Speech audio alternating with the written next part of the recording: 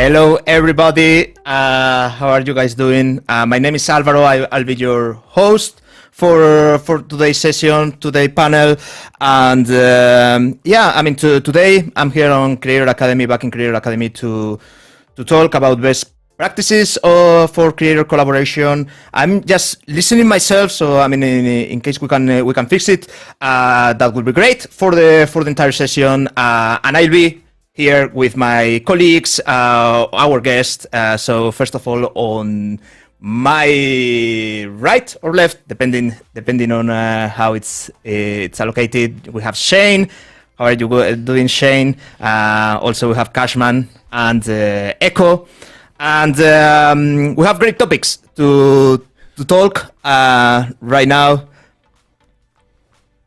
Yeah, I'm still listening myself every time I talk. I don't know why, but never mind. So here tonight we are about to talk about collaborations and how collaborations have benefit us as creators. I think collaboration is a great opportunity to grow your audience. It's an opportunity to show yourselves to different people, and for sure to have fun. We're going to be covering all of that during the next hour. So first, I just dropped the first question to Shane.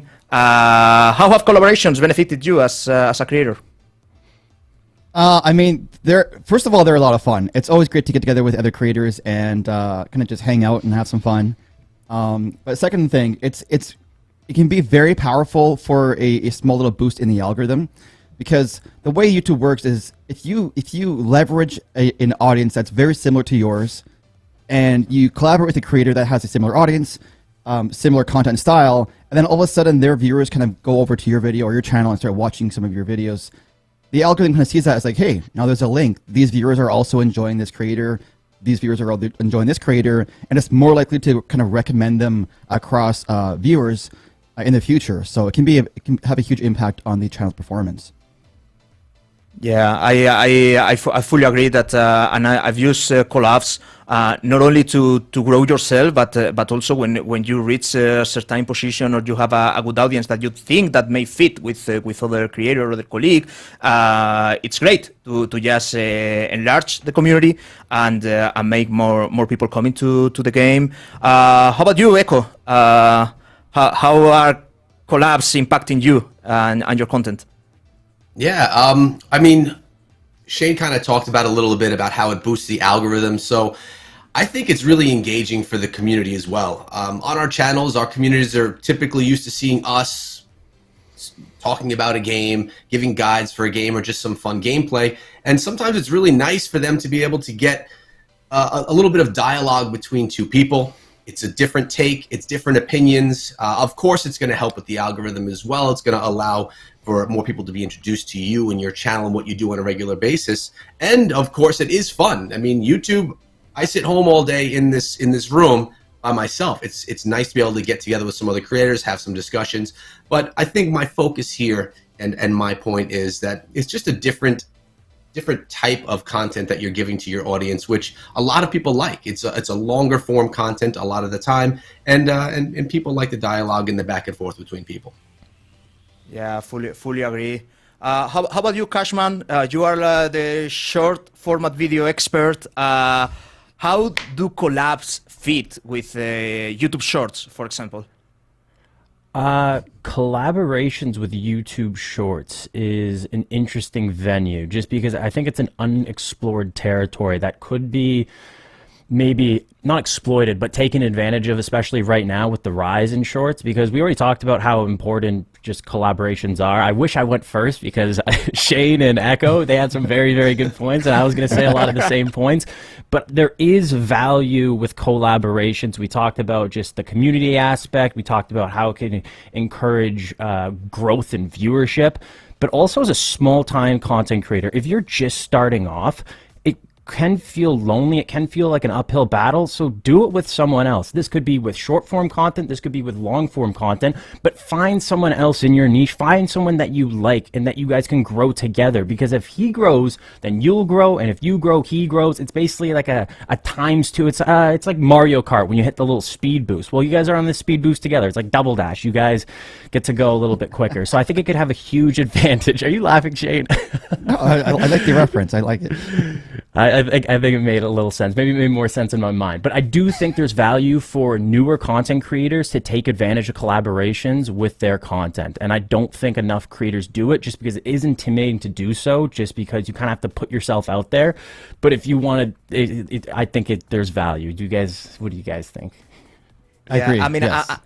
I'm gonna throw you back, Cashman, because that's a great point. That it's most of the time underused, the strength or the power of doing collaborations. And I think that most of the creators, particularly when you are starting your creator career, most of them they are wondering. I mean, how do you reach content creators to do a collab? I mean, what is the best way to reach a colleague and say, hey, do you want to collab?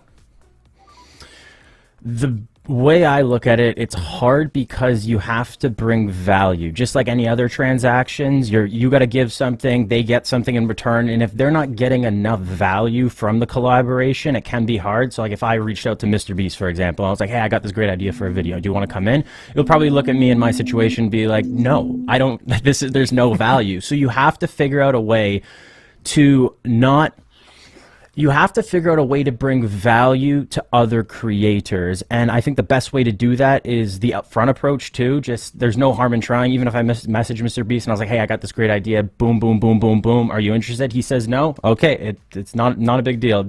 My life is still the same. My content creation is still the same. But you know what? You take a chance. You got to take those chances. But that's the key, is you gotta be upfront with it. I don't know why I really hate when someone makes small talk before they ask you. You know that they're trying to like hint around they need something from you, and they kind of bite around the bush. Hey, how are you doing? How's life? Long time. We should catch up. Blah blah blah. Oh, by the way, we should do a collab sometime. It's like, no, start with collab. Don't waste time. Time is valuable for everybody. And don't waste their time. Just say, hey, straight up, this is my proposition. And even if they say no, sometimes they'll say no because of a specific aspect of the collab that you proposed. For example, you said, hey, I got this idea for a video. And they say, hey, I don't know if I like this idea. Then you can go back to your idea, figure out ways to improve it, and grow that idea, so maybe one day it will be better. Maybe you can collab with someone else. Maybe you can bring it back to them and be like, hey, I worked on it. But that's the key, is work. You gotta work. You gotta do all the work in a collab, especially if you're reaching for someone else's opinion. If you're already close to that person, you made collabs in the past, you already have their relationship, maybe it's not as necessary. But especially starting off, people won't know who you are, and you have to figure out ways to bring value. Yeah. How about you, Echo? Did you make any collab at the very beginning of your career that makes you proud about how you reach a particular creator? I did less in the beginning, mostly because of that reach. It's difficult. I remember when I started out playing Clash of Clans, making content. You know, you get excited over every handful of subscribers. It's tough at that point when you're still trying to figure out how to even do YouTube in the first place, to reach out to people. And something that you always think for newer creators, they're like, okay, I'm looking at all of these massive creators in my space, and those are the people that you typically want to collab with. The issue, like Cash was talking about, is there's no value, at least not yet, that you can offer them where they would want to collaborate with you. So kind of fast forwarding to where I am now, been doing YouTube for years, I'll collaborate with a lot of content creators that are much smaller than me if, like Cash mentioned, they have value. If they put out a type of content that's different than mine, that's a unique twist that I think I could feature their take on my content in my video, a lot of times that's what's going to allow me to say, yeah, you know, I'll work with this creator because I think we could put out a nice piece of content. It's not always about, oh, if I work with this person, I'm going to be able to see their audience and my channel is going to grow from it. That's one reason why a lot of people want to collab. But the other is it's just you're able to put together a really cool piece of content because of something that other content or creator creates. So for a new creator that's diving onto the scene, think of what you can do different that's going to make you stand out. Whether, so an example might be some type of a podcast where you are coming in as an expert on the certain game that you're covering, and maybe you could have some of these people that you want to collaborate with join you on the podcast where they're going to be featured, and it's a discussion format, kind of like we're doing right here. There's interaction, things like that, but you need to develop something that's unique to you that's going to make larger creators say, oh, I would do that collab. And if you don't have that, reach out to smaller creators like yourself and start there, build relationships, and as mentioned before, kind of grow together. And it's enjoyable as well. It's nice to have a couple of buddies where you're all in the same boat, you're dealing with the same hardships, and maybe even having some of the same successes as well. Yeah, you made a great point, indeed, because sometimes the value you receive from a collaboration is not necessarily that you increase your views. A collaboration may help you to build your brand, for example, participating in podcasts or in different type of content that you usually do at your main channel. Any particular tip, Shane, you have to collaborate to start collaborating at the very beginning? Well, I think I just want to echo something that Cash and Echo have mentioned before, is that you want to kind of create your own community amongst the creators, not only just for collabing for content, but also to create a support network as a content creator, because it can be a very lonely endeavor. And so having that network of other creators that are likely in similar size to yourself, so that just where you can talk to people and be like, hey, this is what's going through my mind, this is what I'm dealing with. They might be dealing with the exact same thing, and now you have an opportunity to kind of talk about it and work through it. And by doing that, you can create this network or this group of creators where then collabing for content comes more natural, because you guys are all kind of working behind the scenes together, and it's not as forced when you have to go and collab for content, because you've been working behind the scenes together for a while. It's just a lot more natural to kind of collab for content. In terms of making a good tip for creating solid collabs, I think you have to make sure that the collaboration needs to make sense in terms of your style of content, the idea and the concept behind the video. You need to craft a compelling and unique storyline that actually fits a collaboration narrative. Don't try and force a collab in a style of video that doesn't necessarily need it. And especially if this is your first time creating a collab content, don't expect it to kind of pop off right away, because if you have an audience that's tuning in just for yourself, right? Let's say you've cultivated a loyal audience, they're there every single day. When you bring in someone else as a creator or as a collaboration partner, lots of times your viewers are they don't know who they are. If they are unfamiliar, they may be like, who's this person? And they're there to watch you, not necessarily the other person. And so sometimes it can take time to make those collaborations work. You have to introduce these people to your audience over a period of time where now it gets to the point where they're like, hey, bring that person back. They want to watch you collab with that person again, because you've introduced them to your audience. They know who they are. They know their mannerisms, their personalities. They like it. They want to see them come back. And so that can take time. And so one of the examples I want to give here is my friend Cashman, actually. He does a great job of, when he does do collaborations, the entire concept of the video, the idea, it's all crafted with the collaboration in mind. It's not just let's just play and have fun. It's there's a specific challenge. Let's do this draft challenge or 2v2 challenge where you're battling against your collab partner, trying to make them lose, and the entire idea behind the video demands a collaboration, and it makes sense. It's not being forced into something that doesn't make sense, and therefore when viewers tune into it and watch it, it's a unique and compelling storyline, and they want to watch the entire way through. So I guess that'd be my main tip, is just to make sure that the idea, the concept behind the video, demands a collaboration. No, that's great, and I want to hear more about Cashman strategy, because yeah, it's pretty common that regarding collaborations, you want to stick to your game or your niche and do exactly the same kind of content you usually do, but with another people. in your video, and it seems that you, Cashman, you try to create a unique experience from the collaboration. That this is a really special video that you want to put for your audience. Yes, 100%. And I think that I brought this up with short form content, especially. It's like, what do I do with the idea? If I have an idea for a piece of content, how does it work the best? And that's just another form of medium for being able to make the perfect piece of content. Does it work as a short? Does it work for a long form? But you can break down long form content and say, okay, does this work better by myself, or is it better with other people? 1, 2, 3, who would it work with as well?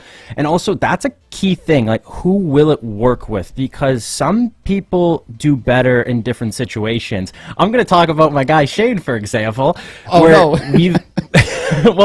We've collaborated with OJ before, but we collaborate in very different ways, and I think we provide very different value to OJ, where I'm just kind of an idiot. I add entertainment value, but I don't add, like, I just kind of there. I think I add to the entertainment, where you add a lot more knowledge, where you're able to, for updates especially, you're able to be like, oh, breaking down each part, where I get distracted too easily. I see a new thing and I go, wow, that's big or that's small. There's not enough. And also I make OJ laugh, I think, too much, so I get him off his game.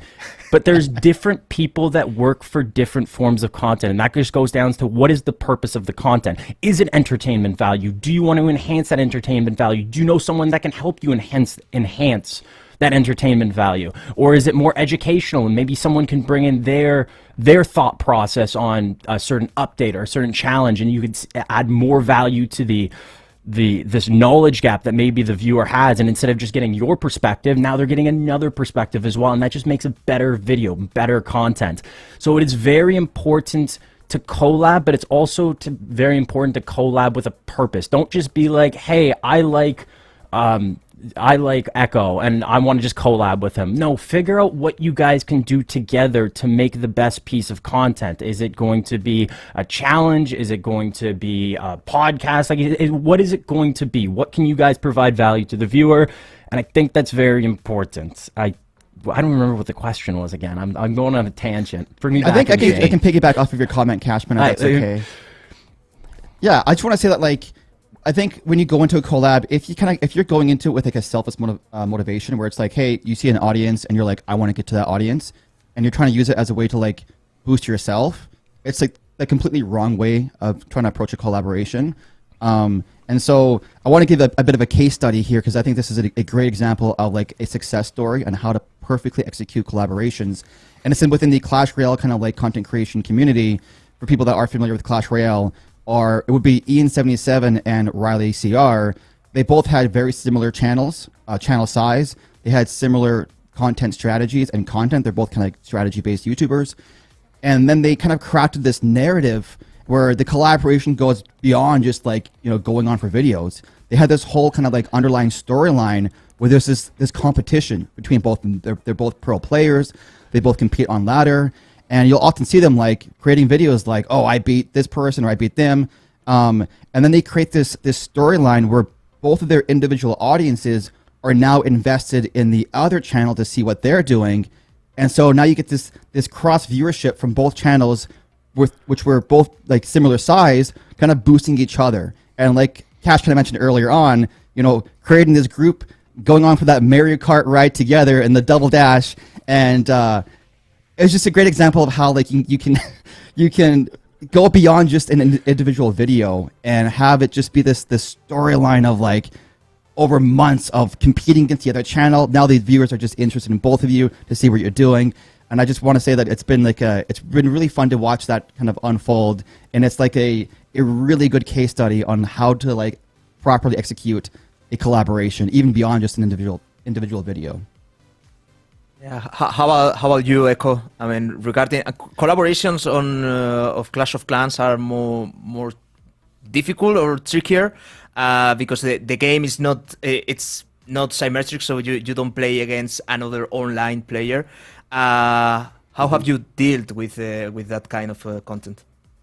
I actually want to feature another two creators that do it really well for Clash of Clans, and that's Judo, Sloth, and Beaker.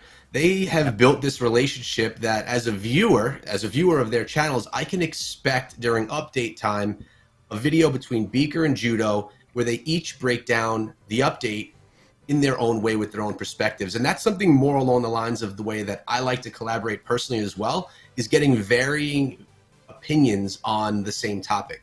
No matter what game you're covering, updates that are coming out, features inside of the game and Clash of Clans, attack strategies and how successful they can be, it's nice as a viewer to be able to see, how does this person feel about it, knowing that person's personality, and how does this person feel about it, knowing their personality as well. So it gives you two different takes on the same topic, which is sometimes nice.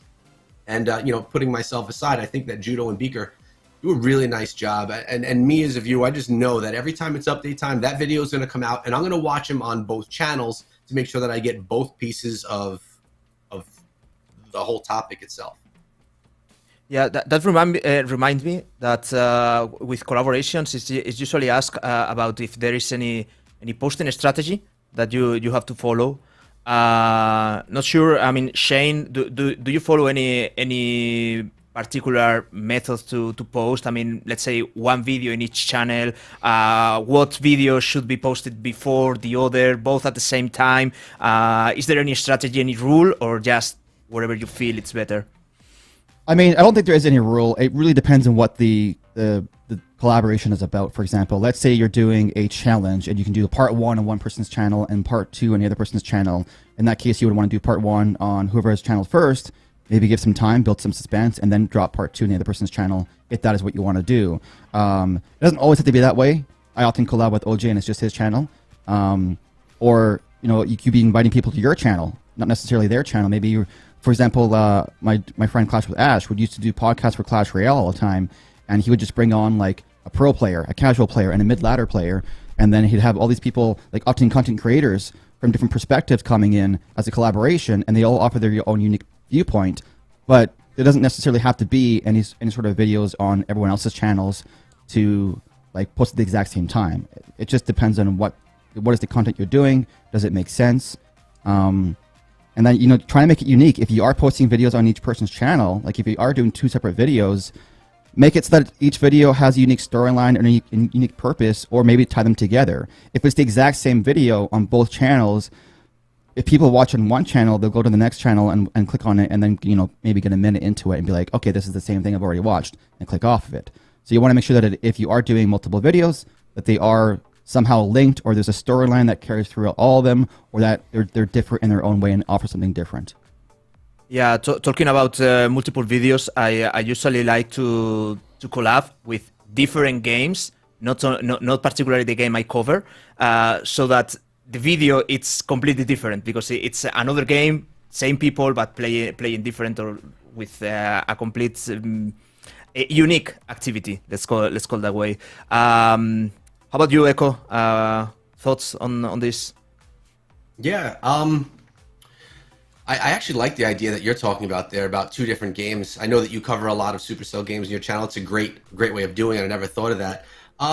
Back in the day when I was, trying to figure out how to successfully collab and all that, I was always all about the let's post at the same time. We'll promote each other's things, in each other's videos. And I also used to do what Shane said, where you have a part 1 and a part 2. But I found that sometimes would get clunky, because what about the people that were watching part 2 first, and then they would go to watch part 1? So you have to get really creative with how that video is made so that people can watch it out of order and still, if you have the ending as part 2 on my channel, you already know how it ends. So you have to figure out a story there that's going to be enjoyable to watch in either order. With that being said, the collaborations that I do now are mostly regarding information about games that come out and updates that are coming, or changes that are coming, or some detail about the game. And I go with what I was talking about before, the 2 different perspectives on it. So I'll get, on my video, we'll get a discussion about this topic, and then we'll just say, all right, we're gonna do another video after this. We'll do it over on their channel, and we just choose another topic about that game that wasn't already discussed, but we kind of do a little bit of promotion in the video, saying there's another part of this over on the other person's channel. But again, I don't overthink it, to be honest. I like to do collabs because it's enjoyable and it's a different type of content. I like connecting with the other content creators because at this point they've become friends. And I really just don't overthink it. I just put the content out there, and people seem to like it, mostly because I think of having a different face on there, a different dialogue, and a lot of times they like to see you as a content creator connecting with other people from the community. It kind of makes you, it like validates you as someone within that community as well, that you know and have connections with these other people. Yeah, that's a great point, and I want to go deep in what you mentioned. That collaborations are a great way to make friends in the industry. It's being a content creator is a really lonely job. I mean, you spend your days, I mean, talking in front of your computer, editing your video, improving the content. So collaborations might be a great way to find people in exactly the same situation as you are, and for sure have fun and create better content. Cashman, how have collaboration helped you to make friends with fellow creators? Yeah, so I was just looking at it in Shane, and it was making me laugh. It's awesome. It's looking back at it. It's one of my happiest. I don't want to say it with him here. It works. Yeah, it's good. It's very, very good, but it's also very, very fun. Like, it's some of the most fondest memories. Some of the videos that I look back at and I'll rewatch. One was, we did it in Finland last year. It was a Jenga video, and we all played, a bunch of content creators played Jenga together.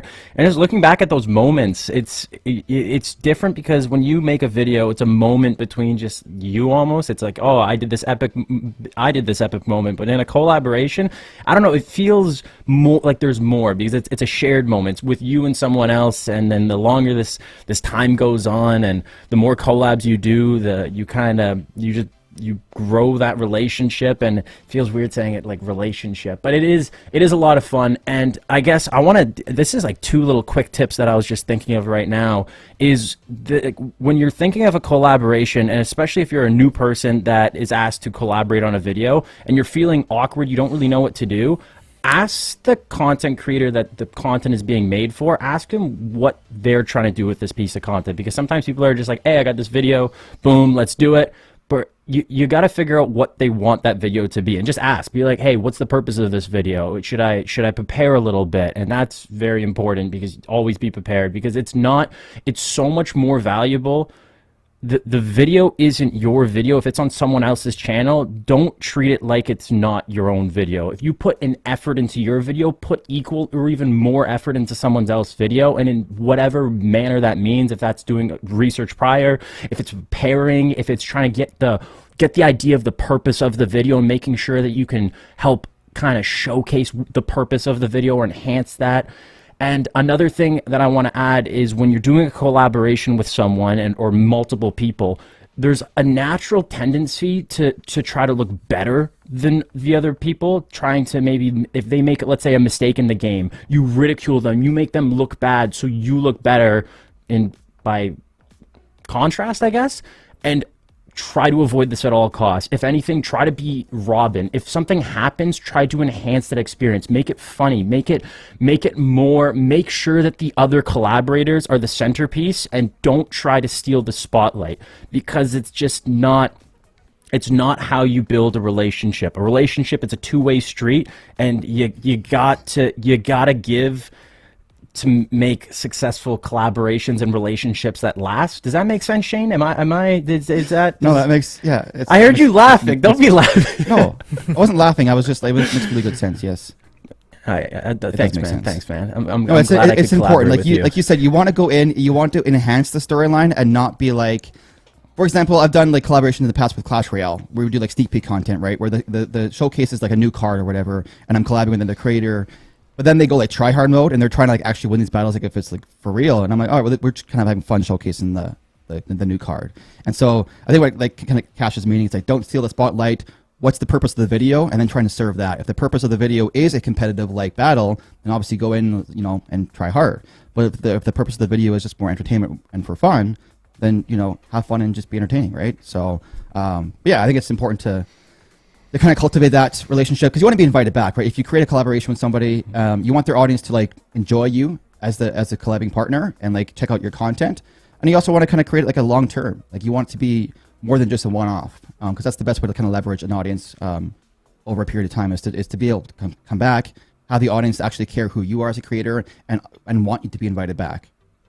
Yeah, and that's exactly why Cashman was mentioning that. I mean, put the same equal or more effort in another's video than on your content, because after all, I mean, you want that video to perform good, even if it's not for your channel, because after all, I mean, you want to create a relationship and to get invited back to that channel if possible, or to other channels, because other creators might see that collab and say and think to themselves, hey, this guy seems to be a good guy to do a collab or to do a specific piece of content. How about you, Echo? I mean, how collabs helped you to make friends in the ecosystem? Listening to what Cash was saying about not making each other look bad, it brings me back to years ago when I used to collaborate with Clash Bashing in Clash of Clans. And now in this whole conversation, I'm thinking this series that I did back then, it was a competitive thing where I would challenge other content creators in Clash of Clans. And it was super fun, but I would always lose. Because I wasn't a pro player, I was, a pretty casual player, but I would lose all the time. And I'm just remembering Clash Bashing telling me, all right, we're just going to redo that one. And like, there were so many takes that we couldn't show because I just lost so badly all the time. So he was doing a nice job there he was being my Robin, trying to not outshine me too much in the video. But I probably should have kept going with that series. It was a great one. The issue is everyone in Clash of Clans got so much better than me. All these pro players started becoming content creators, and I was struggling to compete. So it was all just about having fun. But yeah, I think they made great points. I don't have anything to add on that topic, to be honest. We have been talking about for collabs that it's crucial to get value for them with both creators or as many creators as they are participating. How do you guys measure that value? I mean, how do you decide which creators you want to collaborate with, Shane? Yeah, I can answer that. I thought we should touch on that too, because if you are a smaller creator, you might be by yourself, and you might not have that network of creators that you can kind of reach out to for collaboration when you need one. And so how do you create that? How do you cultivate that network? And I think for smaller creators, one of the first things you can do is just like look within your sphere or your scene and look for channels that are similar size, similar content styles, and similar personalities and an audience. Because ultimately, when you do collaboration, you want it to like work well. You want to have synergy with the other creator. And so looking for similar content styles or personalities can be important to have a successful collaboration, but also similar audience, similar sizes, because that way you can create that network that can grow together. And if you don't know how to do that, I mean, try to keep touch with all the creators in your sphere, whether that's social media, whether that's just on YouTube or whatever. You can also go, if you are on YouTube, go to your audience tab, and it'll literally tell you what other channels your viewers are watching. It'll say, your channels are your viewers are watching these other channels and these videos. You can use that as a starting point to see, okay, what other videos are your audience enjoying, and try to look through creators through there. They can match the description of like similar audience, content styles, personalities, whatever, and that can be like a starting point to reach out and find other creators to create that network. Yeah, I think that answers the question, right? Yeah, I mean, Echo?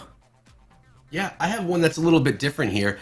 This isn't about collaborating with another content creator. Something that I do often as well is I find experts or people that I look at as experts in the games that I'm playing, and depending on their capabilities, I'll bring on people from the community as well that really can add value to the content, no matter what the topic may be. If I find someone that is super active in my comments, and then maybe in Discord as well, there's a lot of communication and they're giving me great information about the game, no matter what it may be. You hop on a call with them and you say, this could be a good person to do a collaboration with, because it'll make a great video. And it's a video that the community that's watching my videos would really enjoy and get value from. It's not going to make my channel grow because I'm going on anyone else's channel. It's not going to build a relationship with another content creator.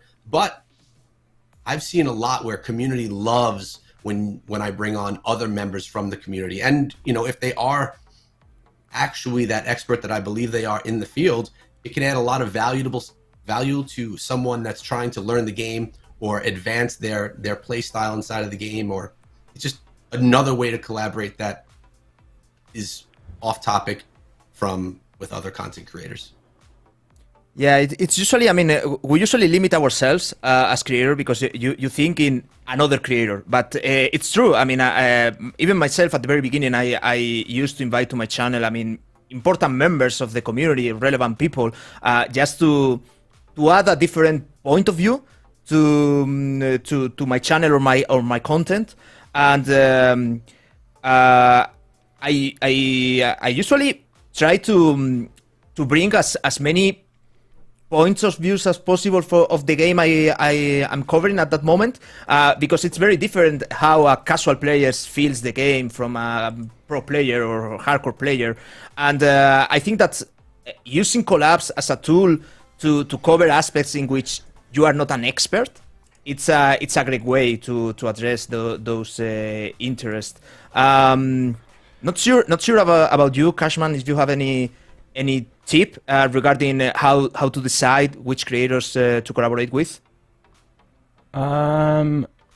Nothing really to add on that front.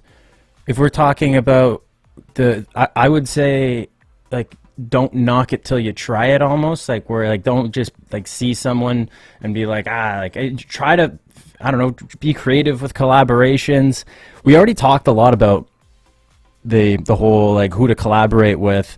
And we've talked about it more in a direct approach, but, like, this is something when Echo was talking that kind of popped into my mind, where you can collaborate technically with other content creators in a more indirect approach as well. Or, like, I've done this in videos where instead of just having someone on the channel, I would ask them to take part in the video indirectly, where I would ask them, hey, what's the most underrated card in Clash Royale? And I'd ask 8 different content creators for their card, and then I'd make a deck using that. So that's technically a collaboration with 8 different content creators, but they're not directly involved in the video itself, but it still adds value with the whole content creation and or the collaboration and the power of collaboration, because people love to see content creators talk and do stuff together. It's like watching the Avengers for the first time, seeing Iron Man and Captain America meet up. It was amazing. I thought it was. Which one are you? Are you Iron Man? Oh man, I might be Black Widow in this. I think I might be the Black Widow or Hawkeye with my bow.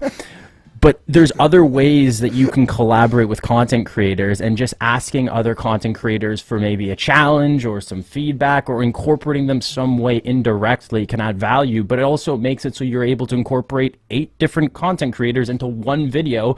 And so if someone's like, hey, I like this content creator, but I hate this content creator, I love this guy, I hate this guy, I love this guy. Well, you just opened up such a bigger audience, because now there's so many other people involved, where let's say I collabed with Shane, and people were like, oh, I don't like Shane. Well, all the people that didn't like Shane wouldn't watch the video. I haven't been invited back since. It's like 8 months, but but anyways, there is power. You can be creative with collaborations, and like, I guess that's only 2 examples of, like, asking for a challenge, asking for some type of feedback. But there are probably different avenues and things that you can take within regards to indirect collaborations. And so that's just one thing I want to mention as, like, a little off little tangent beaten path. Yeah, a little tangent. Yeah. You know me, I love tangents. little tangents. With that regard, I mean, if anyone on the chat, I mean, if you have any questions regarding collabs, best practices for collabs, how to do, how to run a specific collaboration, maybe you have an idea, but you don't know how to execute it. I mean, happy to address some of the examples.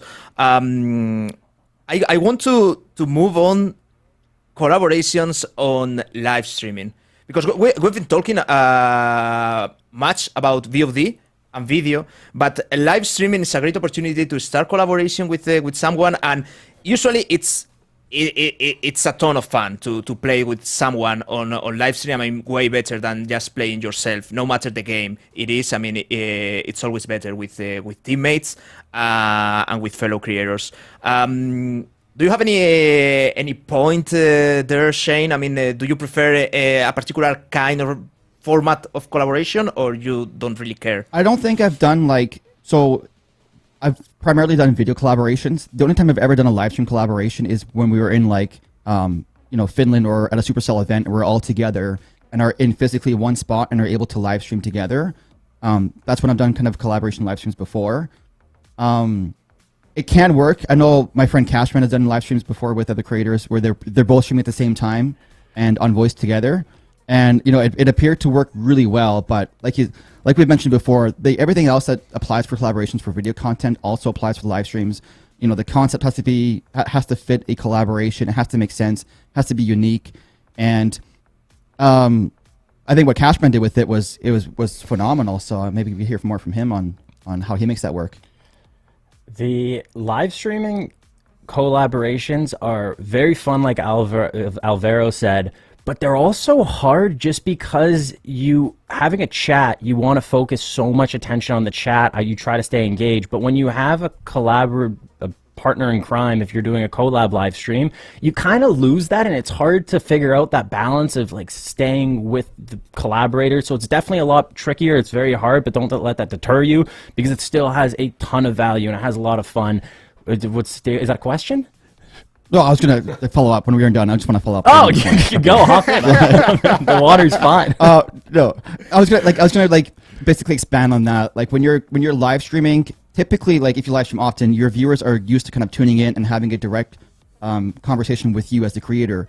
But when you have another collaborator, like a creator with you, if you're on voice chat with them, for example, it is so hard to have an entertaining conversation with your collaborative partner and your individual audience at the exact same time. So usually what happens is creators will end up tuning out their audience and then engaging with the other creator, and that can be very disconnecting from a viewer's perspective. I know I've tuned into lots of creators who've live streamed, but they're live streaming with other creators, and it's not what they normally do. And you try and type in chat, you try and talk to them like you normally do, but they don't read chat, they don't engage with the audience, and then you feel like you're not really engaging in a live stream anymore. Like it's just the two of them, or it's just like their friends hanging out, and you're not really engaging with them. You're kind of like a third wheel in the live stream. And so I would say one tip for success if you are live streaming with other creators is find a way to still engage with your audience. Keep the audience engaged. Have that conversation with them. Make sure you're reading your chat if that's something that you typically do. I know some creators, they live stream, they just never read their chat, and that's their thing, which is fine. But just if you typically have a connection with your audience during a live stream, you want to make sure that you keep that up and maintain expectations with a creator collab. Because the worst thing as an audience member is tuning in, being excited for the collaboration, but then feeling like you're third wheel and you can't really engage with the creator as you normally would. Yeah. How about you, Echo? Have you ever do a collab live streaming? I've done a lot of live streaming collaborations. I've done a few podcasts on various channels with various games, which is obviously collaboration style content as well. One thing you have to think about is you need to trust the person that you're collabing with to go live. I know for me on my channels, I have a certain expectation on the type of content. I try and make all of my content something that my kids could watch that I wouldn't be nervous about. So I'm only going to collaborate with someone live that I know is going to kind of be within the realm that I want my content to look like. Additionally, in doing the podcast that I've done, I've brought on developers from games, and there's an element of trust that they have to have in you as well, because there's no filter when you're live. And if you're bringing on Darian from Supercell, who I've had on my show years ago called The Springtrap, if any of you remember, it's got to be nervous to be the community manager and then in front of a live audience and having no edit button, no pause button, so you have to build a relationship with someone that may be nervous in that case. But the live stuff outside of podcasting, sometimes you can get someone that's going to actually enhance. Cash was talking about when he was doing live streams with another creator. I could see it being tough if you have two live streams going on at one time, because then you're trying to engage with your chat, but the other chat's hearing you as well, and it can get clunky. I like it where if you do that collaboration, it's more of a handoff type of a thing. So they're going to start doing that collaboration on my live stream for an hour or two, and then we're going to continue it over on his channel, try and get a conversion of people. And you could even have the person you're collaborating with help you with the chat when things pop up that are, worth discussing, or great topics come up in the chat. Those can be brought up with the person that you're working with. Again, trying to, make the content as the guest be even better, you know, assisting in some way. So I think collaborations live are great. I think that you definitely having a video form is where you're going to start for your first time collaborating with someone, just so that you can have, you know, if you record a collaboration that's god awful, you don't have to post it, right? You still have that, you know, we could stop right here and we're gonna redo that, or something's gonna change, or I'm gonna edit it. But once you build that relationship and you have that format and that trust with someone, then live is cool, and I think it could be good. Yeah, I mean, it's great. It feels great when you reach the point that you know that the collaboration is gonna go well, because you have so much trust in the other person. We have a great question by the chat. My colleague 24 bytes, Brawl Stars YouTuber, asking in which cases it's a good idea to put the name or the icon of the logo of the other creator in the thumbnail.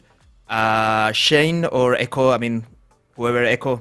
Yeah, Echo can go first.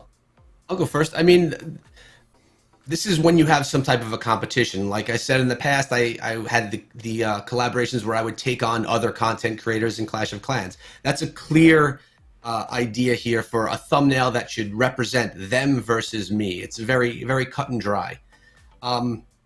To this day, if I do a collaboration with someone where we're giving our points or discussion points about a certain topic, I think it could be valuable to throw an image of them on there with you if you're someone that puts, you know, pictures of yourself on your thumbnails. If you're not, a logo, I would say if it tells the story of what's going to happen inside of the video and helps tell that story, then you could put that in there. If it's important for my video that my audience knows that I'm doing it with this other creator, then it's not a bad idea to put that in there. But if it's just something that you want someone to click on because they see someone else's face, I would probably avoid it. Typical thumbnail stuff. If it helps tell what's going to happen inside of the video, then it's a good idea. But it doesn't have to always be there. How about you, Shane? Any thoughts? Yeah, I was going to say, like, kind of just echoing what Echo said, is that it depends on the video, the concept, your traditional style. You want to make the thumbnails and your titles fit your traditional style that your audience is used to. So if you don't typically put faces and stuff in thumbnails, then it might not be the best idea to throw in someone else's face just to try and like leverage their popularity.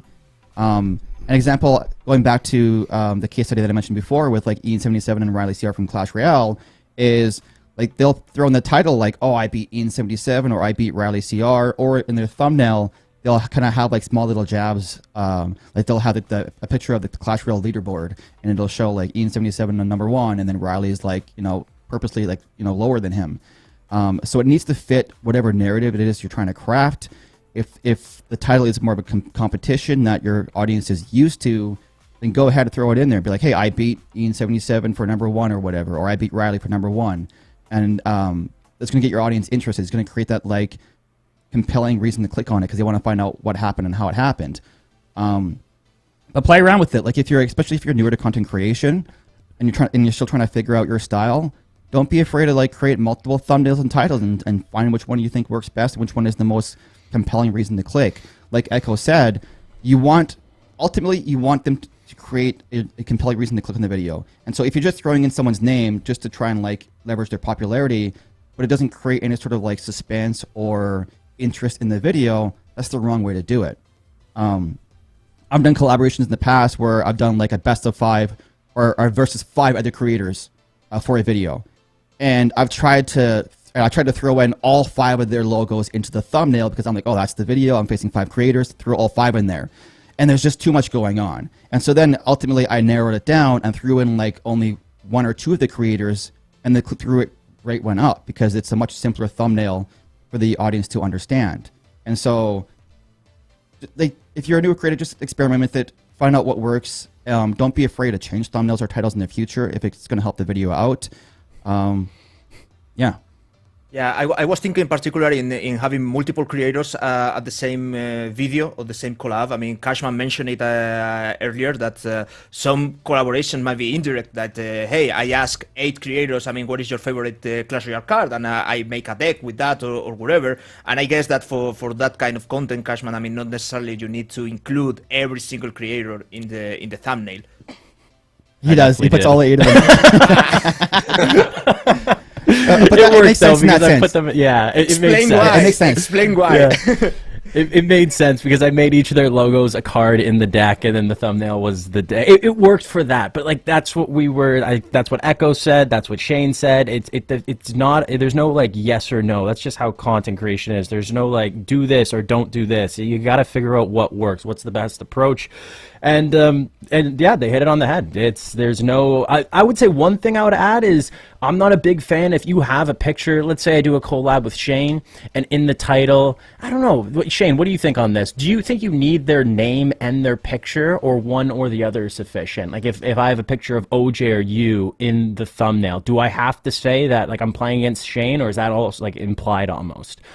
What do you think? Like I said, going back, it depends on the video. Like for example, like if it was Riley CR and Ian 77, they might have it in the title and the thumbnail. But for your videos, for example, you'll use like OJ's image, but not in the title. It'll just be like single lane challenge. And then it'll just be like your picture and his picture in the thumbnail. And that creates like a suspense because the audience is like, yo, what is this new game mode? What's the single lane challenge? This looks insane. But if you're like single lane challenge versus Orange Juice Gaming, it's not as interesting. It's not as compelling, right? Yeah. So it really depends on the video. I would say I would lean more towards not having them in both. But you want to create it. You want to have it be simple because ultimately viewers have like 3 seconds to decide if they're clicking on your thumbnail on your title. And so the shorter it is, the more easy it is to understand, way better. Like I said, for example, I had 5 creators in a thumbnail, didn't work out. I cut out Cashman's image, put in OG's image by itself. Boom, click-through rate went up. I don't know how that happened, but It always works. yeah, it worked. All right. We have one great, Echo. Do you wanted to say anything? Nope. No. I Okay. just had to scratch my face. That's all. Okay, we have a great question through by Supercell, talking about how to create a successful collaborative series.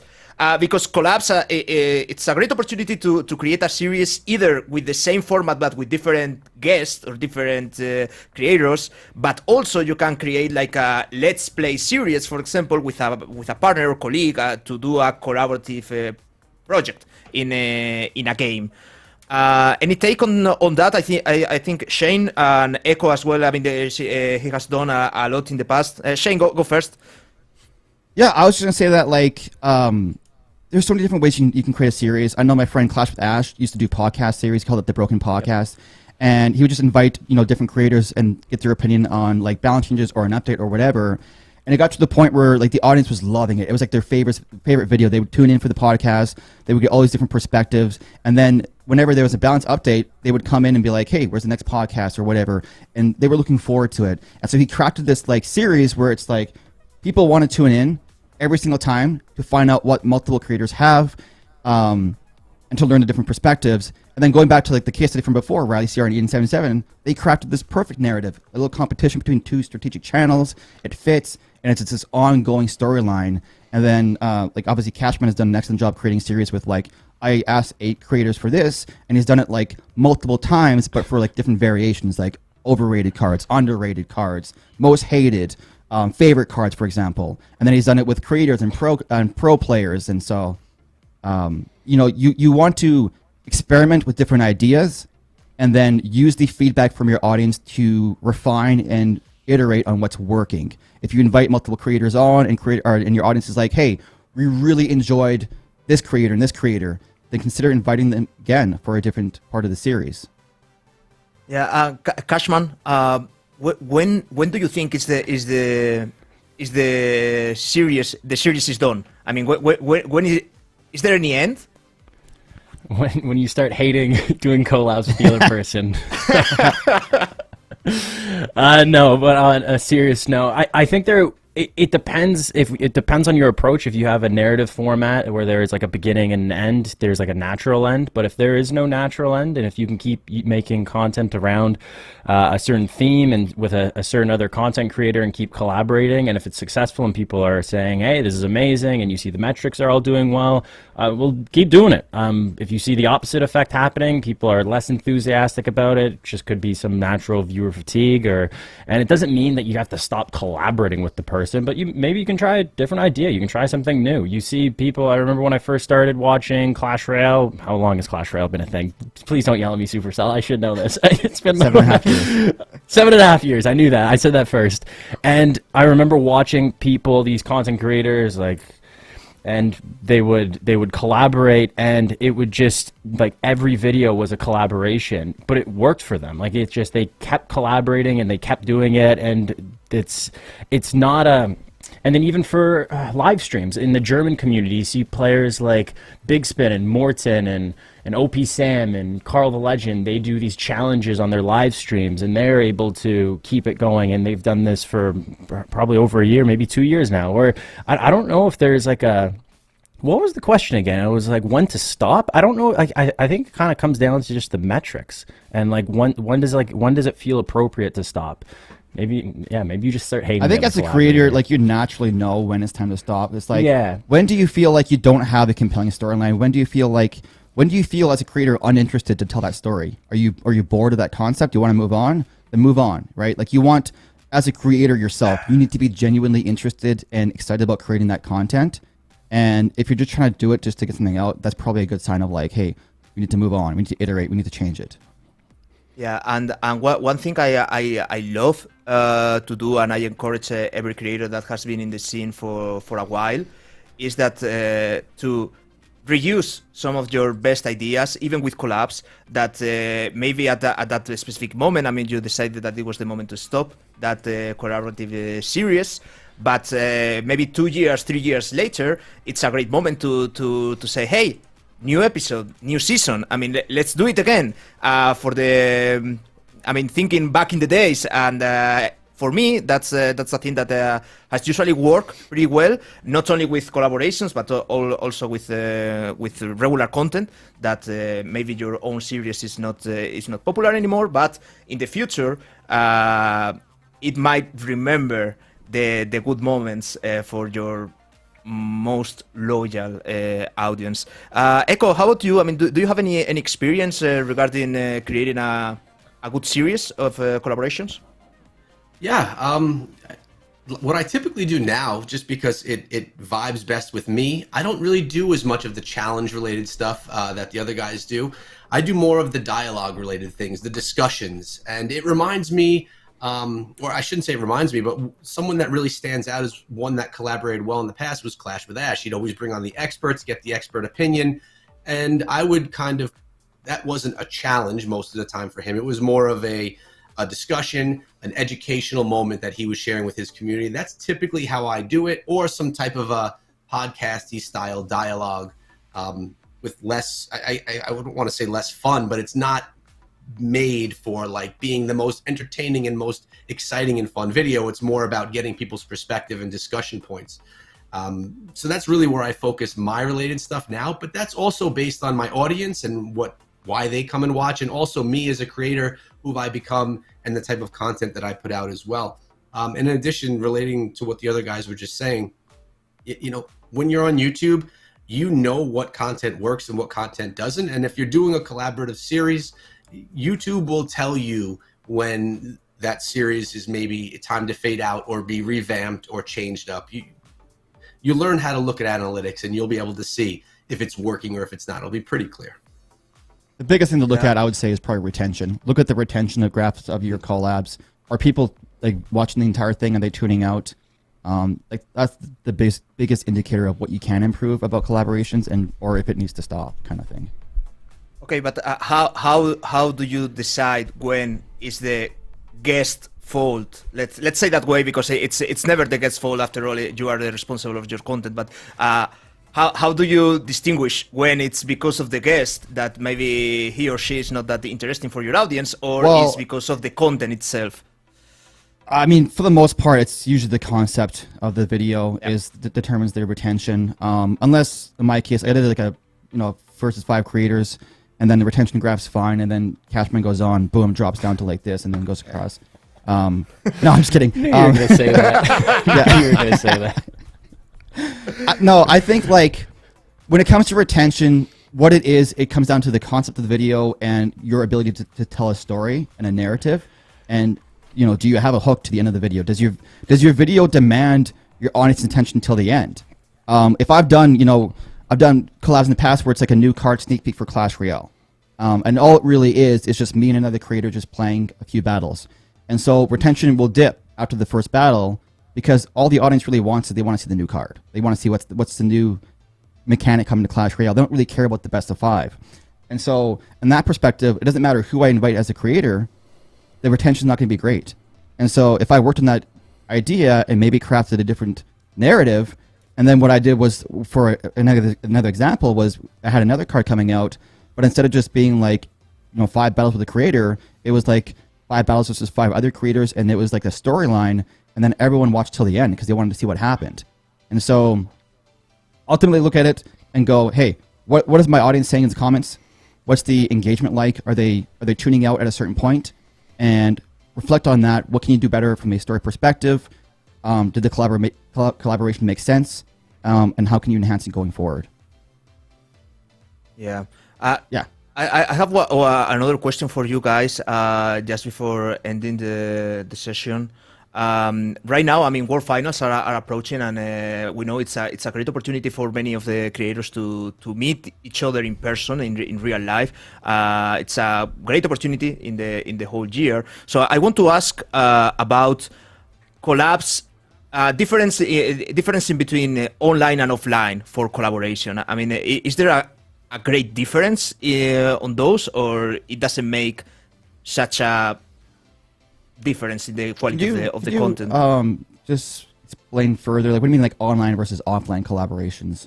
How would you? I mean, when you collab with, let's say that we want to collab and we make a challenge or video together. I mean, I don't know. I mean, maybe playing Clash Royale and doing some fun challenge or whatever the idea is. That would be online collab. But if we meet in person, I mean, maybe we can meet in at the World Finals and say, hey, I mean, let's meet up in the hotel lobby and go to record this in real life, in person. I mean, I can smash your face if you beat me. For example. I mean, anytime you can meet up in person, it just enhances the dynamics so much. I know it's not really an opportunity that everyone will get because for many smaller creators, you kind of start out online. But any chance that you have to like hang out with those people, even if it is online, like not in person, like if you hang out, not even for recording a video, maybe just hop on a voice chat and just hang out for a bit and chat. Any time you have to build a relationship with somebody, get to know their personality, it just makes the collaborations infinitely stronger. If you're hopping on and let's say you're doing a voice chat or a video call or whatever for a collaboration, and that's the very first time you've ever talked to that person, it's going to be rough. Like, it's going to be hard. So you need an opportunity to like meet with them, whether it is online beforehand, to try and cultivate a bit of a relationship and a little dynamic. Like, it's so much better when you get the chance to meet someone in person, to know what their personality is like and to feed off that. And if you do have the opportunity for an offline collaboration in person, those are some of the funnest collaborations I've ever done. And so, take those opportunities if you can. If you are going to a meetup, go with the mindset of like, hey, maybe you're meeting people for the first time. Don't try and go in and just force a collaboration off the get-go. Try and meet people and see what the vibes are like, and if it fits, then work out a collaboration. No? Yeah, Cashman, you you got something to add over there? I just like when you said, just see what the vibes are like. No, it is like you go in, you meet people, that. And it's like, hey, if you don't force it if it doesn't work, right? You're such a cool cat, Shane. Down with all the lingo. No, he's totally right though. It's even you kind of have to have fun with it. I know that sounds so dumb, but don't go in like a lot of people have this idea of they're trying to utilize this collab to better themselves, and like humans are really good at sniffing out people's intentions, and if people are trying to be fake with a collaboration, so be be you, have fun with it. And also, like, even for when we brought up the whole, like, should you put the other person's picture in the thumbnail or title? If you're the collab-e, don't expect them to. A lot of people will be like, hey, like, I want a shout out, or I want, like, almost like some type of like compensation, either a link in bios, or I want to be displayed in the title, or blah blah blah. You don't have to. You really don't. It doesn't really add much, and if it doesn't work for the video, just don't. You don't, just do it for fun. Don't do it for these other reasons. I don't know. I'm rambling again. No, it's very true. Like, you don't want to like go in there and be like, hey, shout out my channel. Like, go watch this guy. First of all, it's going to ruin your retention. The thing is, like, if the video is good, if the collaboration is good, people are going to check out the channel, like, naturally. And what you want as a creator is you want people to watch your content because they want to watch your content, not because they were told to go check out your channel. And so, like, don't even expect that. Don't ask for that. If anything, I would prefer they don't. Like, if someone says, like, oh, you know, go watch this person, I'm like, you know, you don't need to do that. Cut that out. I just want people to, like, just tune in if they want to. Like, you want that organic viewership. So, yeah. Yeah. Totally agree with that. I mean, Echo, do you have any thoughts on this? Yeah, well, this conversation started about, you know, in-person versus virtual, and kind of sticking with the theme that I've been on throughout this whole thing is those discussion-style content. Yeah. We're seeing it a lot with podcasts now, where a lot of them are in-person. You have people across a desk from one another, or people on this couch and this couch, and they're actually in the same space. And obviously, that's not available for everyone to do. We don't live near one another. We don't have the funding to fly our guests out to be in our studio to record this stuff. So as a viewer, I love it when I can watch that type of content. I find it just a little bit more engaging. You know, when you're watching a discussion with someone, you're watching them face to face, where they can actually really interact and react to one another's discussion points. Where over virtual, you know, we're looking through a camera, and it's a little bit less engaging for me as a viewer. With that being said, 95% of collaborations of that sort are done that way. So you have to do what is available to you. If I want to start a channel where I'm doing interviews and discussions and I don't have the ability to do that, I'm going to do what I can, make the best of it, be unique with how I do that content, and really bring value to the content with the collaboration partners I'm using.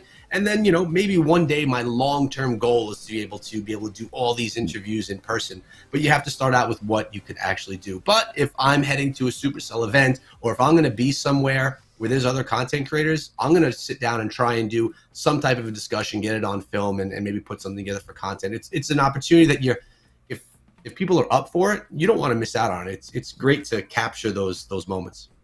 Yeah, I would say, just kind of piggybacking, off of what Echo mentioned, is that when we do get the chance to meet up in person for like a Supercell event, for me, that was always like the starting point of like future collaborations. Just because like it can be hard or intimidating to reach out online to people that you don't know.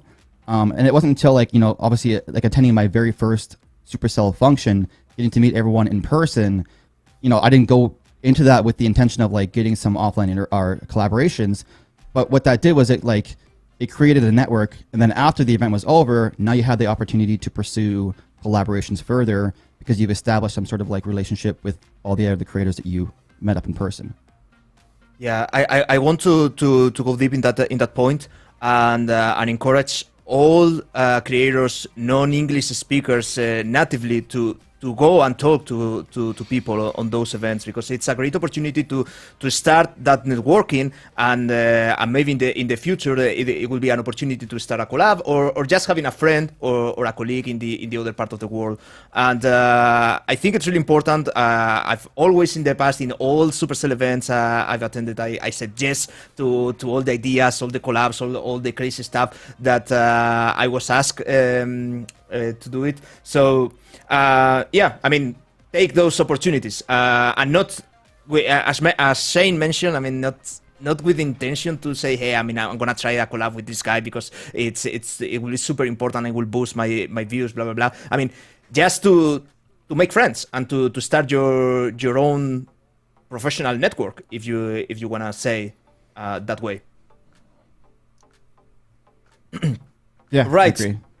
Yeah, I just wanted to emphasize. I mean, particularly because many creators are are going to have the opportunity to meet each other at World Finals, and I think those kind of events are great opportunities to meet each other. I think that we are getting out of time right now, so I just wanted to thank you guys for being here tonight to share your knowledge and your experiences about collabs. Shane, Cashman, Echo, thank you very much for being here. Thank you for all the people in the chat. And for sure, thank you Supercell for hosting those panels and hosting this program, Creator Academy. Thank you very much. Yep. Thanks for having me. Been an honor. Take care. Thank you guys.